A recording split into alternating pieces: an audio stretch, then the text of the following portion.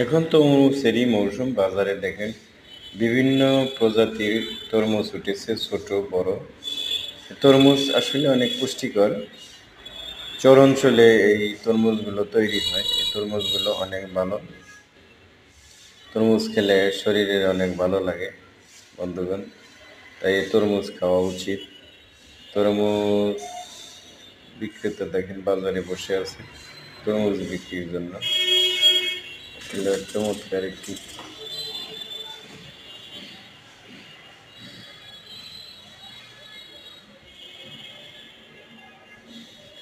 তরমুজ সুন্দর। আসুন আমরা তরমুজ কিনি এবং তরমুজ খাই। তরমুজ শরীরের জন্য খুব ভালো বন্ধুগণ, এবং অল্প দামেই তরমুজ বিক্রি হচ্ছে।